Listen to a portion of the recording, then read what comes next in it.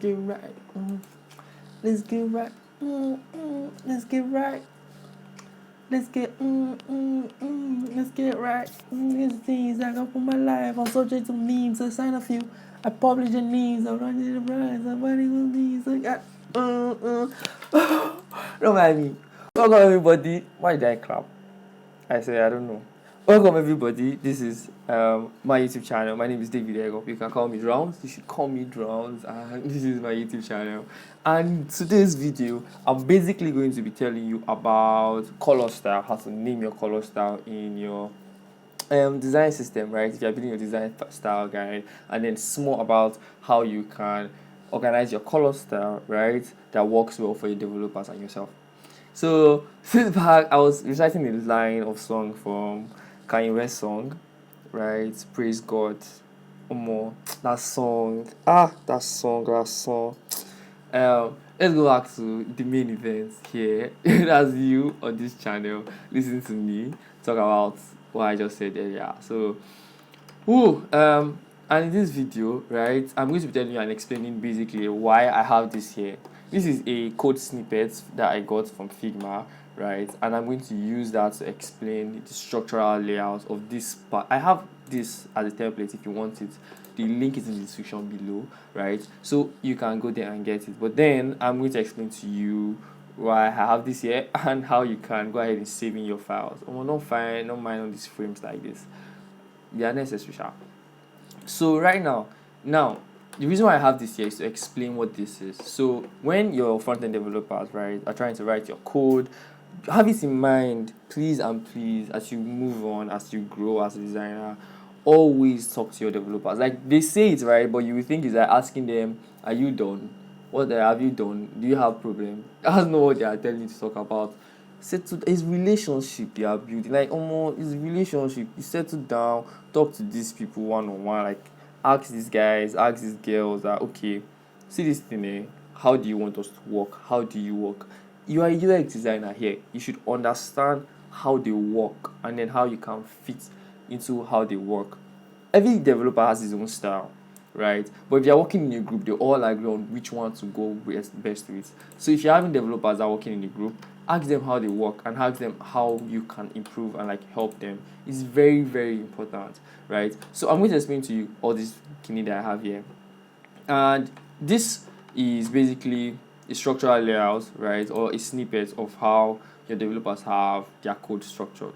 So they have a style guide, a design system, just like we do. They also have theirs that they just pick out and use. So in this instance where they are working on a page and then a button, right, has a color like yellow. For example, this yellow here, right, they have the shade of yellow and then they use it for that button in the first page. And then they skip to like 3 pages later and they see that another button has that same attribute of this yellow. Instead of going here and then say, okay, they go to their code, write the CSS, and then come and start putting this code, this thing here, come and start looking for the shade and start putting the color. They just call that exact attribute that has been given to this button before, and then they use it in that new page, right? So they don't have to create again. So that way it's easily help, and most especially if the button links to the same action, right? They just call that button, just drag that button, just call that button, fit into that space, and then you don't need to do any new coding. So that's how it makes their life easy for them. It makes them work better, and it goes. Is that like that's a good thing? So you should learn to put your code in that same format. So right now, this is a small snippet of a design system, basically, right? Style guide, anyone. So you have here interface palette, right, which is the parent object, and this green here is the child object, and then all the default lights, dark, hover are variables of the child object that's inside the parent object. So I'm using the word object here because that's like the language, not for designers, but for them. And I'm going to explain how this relates to we as designers. So you know when we have variants, I talked about variants one time. The link is in the description below. You can go there and then see. Look at the right this thing. We can go forget. See, I suppose pull link for now. So the first video I mentioned was the variants video, right? Yeah. What was the variants video, right? And then Second video now is, yeah, I think that's the first video I mentioned. Yeah. So now the interface palette is the parent object. Now this parent object is just like when you have variants, the whole variant itself, and probably variants for your different type of buttons that you have on your platform. Yeah. So now this variant that you have as a designer, right? If you're a newbie, you may not understand this, right? But if you watch the video about variants, you will probably like better understand what I'm saying. But then if you are not a newbie, you're probably a newbie that have tried this before, you have your buttons and your buttons are all arranged in a variant. Now all your button styles, probably hover state, selected state, or your active state, and probably inactive state. You have them individually for different buttons, right? Probably have a primary button and a secondary button. So primary buttons are buttons that are like they pop out really well. Let's say this right now is primary button. They are like this. Secondary buttons are now the secondary buttons that are, let's say the, yeah, it's not working, sha. I don't know how you want to do it safe. No, you shall doing no. Okay, my color is duplicating. So secondary buttons are like those buttons that appear like this. They are not really active. They are just secondary. So your primary were like the main button, calling elimination. Then secondary buttons are like this kind of buttons. Yeah. So ideally, what you do is that you have your primary button and your secondary button. And these two type of buttons have their own states. They have their own active state, inactive state, hover state, and select state. Primary and secondary do have. So now, for instance, that's what we're going to do here. Interface palette here, as this, that is this part here, is the parent object. Remember, now this parent object is equivalent to your rows of buttons that you have. That's what's called your rows of buttons. So now your green is the parent, is like the child object of this interface palette. Now just like you have your buttons, so primary and secondary button, primary buttons are under a variant called buttons, right? But then primary button now is a child button of the whole variant button that you have. So this is exactly what's happening here. This green is a child of interface palette, red is a child of interface palette, right? And yellow is a child object. They are all child objects, I mean children objects. They are children objects, child of interface palette. Yeah. Now you would want to have variables. I mentioned variables earlier. Now these variables are default, light, dark.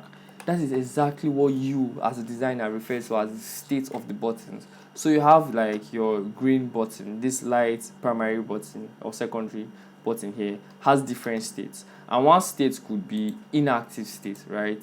That the inactive state could probably look, it will be grayed out like this, right? Now this is an inactive state of a primary or like a secondary button now. That's exactly what's here. And then you could have hover state. Now hover state could then have like a shadow.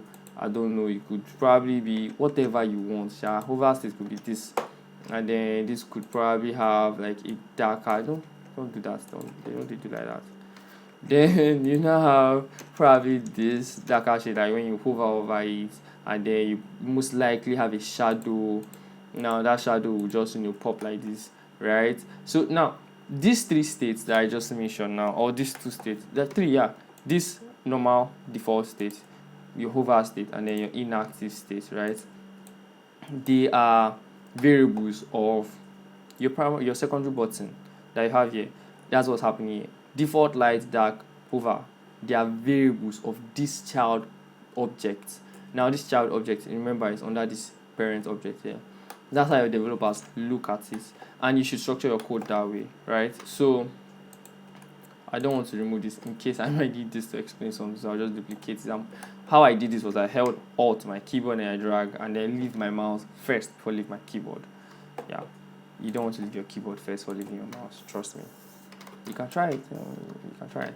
So this is moving forward. This is like what you have here as your child, your parents object, child object, and then variables. Yeah. So now you want to save your buttons in this way so they will know how it works. So you have your green, red, and yellow. Nasty green. No. You don't want nasty green. Yeah. No, it's not what I want. I don't want nasty green. Not.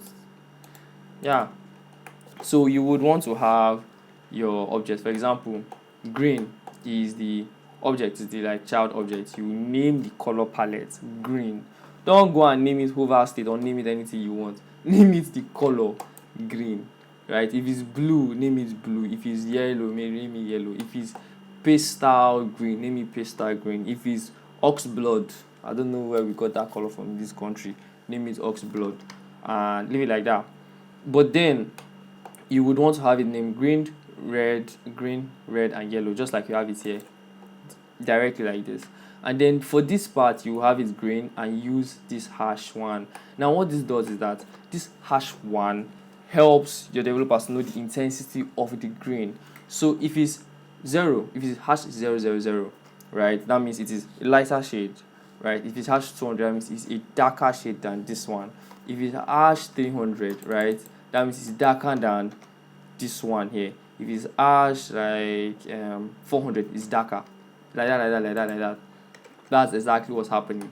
So your developers already know, okay, that was happening. They already have it. Somebody, like, that's how it's supposed to be structured from their ends, so they know what is there. But then you must name it green, so they know this is green and this is green #00. You must also have this pattern here, so they know they know that, okay, if it's transparent, it's 100%, that means it's not transparent. And you must have your code. You must have your color code. Must. So yeah, those are like things that you should always know, right? And this is like the color, so they can look at the color. Okay, this green, this is this green, right? This is it. This color code, this is it. So if they do another thing in their code and they look here again, this is not the same, they know that is a mistake. So this is like a style that you must follow. You can design this anyway, but you see these things, you should always have them so that your developers know what to do. Now that's how you save your style. Always make sure that's what like this #100 is, #200 is. Always make sure you have it in your code. Now I'm going to move this away because I believe I explained why I had this here.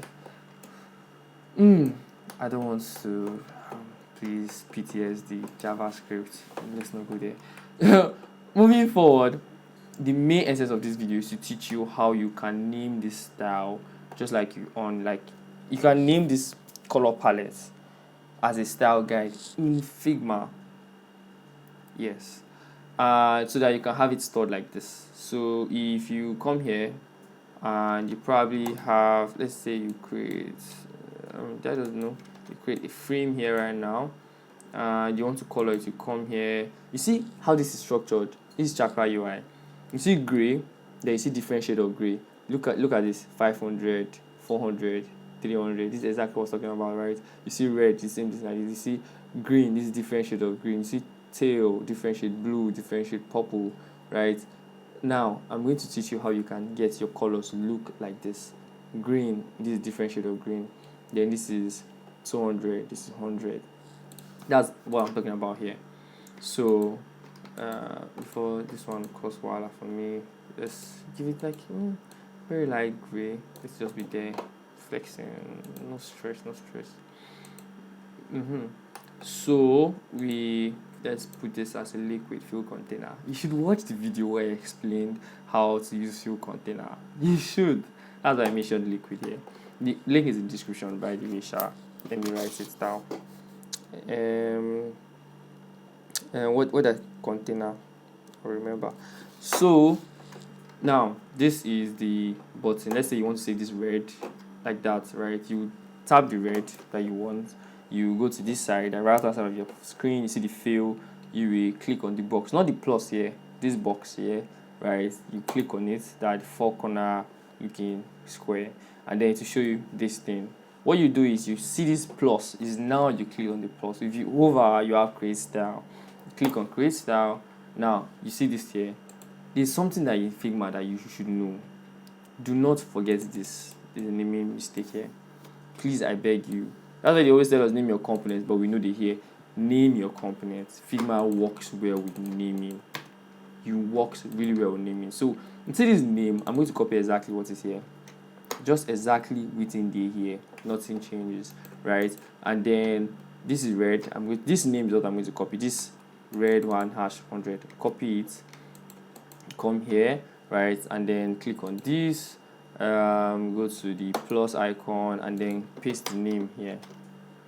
And then create style. So I have red hash like this. That's fine. remember what we are gunning for, right, is to have a style palette that looks like this, that is green at the top here, right, and then these different greens are now inside, and then you have gray like this. We have red one, and this is how it looks. If I make mistake, let's remove that red one. Sorry, you can have it. Let's remove that red one so that we don't make errors. Now, wahala don't dey. I'll correct this one now. You see why I say naming is very important. So I'm going to correct this now. Come here. What I did was to click outside, just the main background, Coco. Then you see the styles appear here. Then come here from the styles, then select it, double click it. That's right hand side, right? And then cancel it and then put plus. Yeah, I've edited the name. So you see this other side. Let me remove this so that to just be red, just like the way this one is right now since I've edited it, right? Now I'm going to copy this name exactly, red 200. Copy, select the color, and remove this. I want to name it, so I'll see this box here. I'm going to click this box, then I'm going to click my plus icon, and I'm going to paste. That's all. Now, if I want to color this box now, right, and I click on this box icon, select colors on my palette to be named accordingly here and here. This way your Figma design system looks organized. It looks nice. It looks like all your tails. These are the different shades of your pink, your purple, your China, everything. Oh, I had a friend I used to call China one time. She was an awesome designer. Like, she's awesome. So this is let's go to the China side. This China, and then your purple and all of that, right? So that's how you can get that done. You can also do that for this yellow, right? All you do is remember, this is having a yellow one here so that you can always know you yourself as a designer, but then it shouldn't be in your naming convention. Yeah, you select the color, you click on the box, you click on the plus icon, you paste. Let's remove this one here. No, what just happened? Come on. Remove this one here, and then create style. So when you create style, we have yellow #100. Go to the next yellow, right? You copy this, click on the color. What's this? Then plus this, right? And then click on this here, and then paste, and then remove this two. Then create style, and then if we want to color this box, we have our yellow in two different shades. If you have more shades of yellow, we can always do the same. I'm going to use one plugin here, and it's called I'm going to bring this out here, right? And it's going to be called Tint and Shade. I think that's the only plugin I have that starts with T. Yeah. And it's loading. Yeah, fill it with what are they saying? Oh, I need a rectangle. It works with rectangles. It doesn't work with frames, and I work mainly with frames. So if you are using tint and shade, it must be a rectangle, not a distance. So now, since I started tint and shade before, Figma has that stored in the memory box as tint and shade. Now I'm going to hit Ctrl Alt P, and I'm going to generate color palette. Ctrl Alt P just brings back the other the last plugin that you ran is to just bring out the same thing. Now these are like different shades, so I can come here and start naming all my shades here. Like this yellow, I can name this one yellow 300, yellow 800, 700, 600 till I get to this last tone here that will be 50, 100. But that's basically how you store. You can keep on doing that continuously if you want. And then the link to this file, right, where you can use this template anytime you want to do anything, is below in the description also. So you can always get that and then use that. Thank you very much for watching this video. I didn't know it to be this long. It might be new.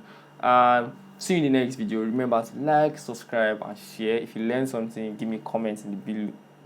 Give me comments below if you want to know more, if you feel you can know more. So bye.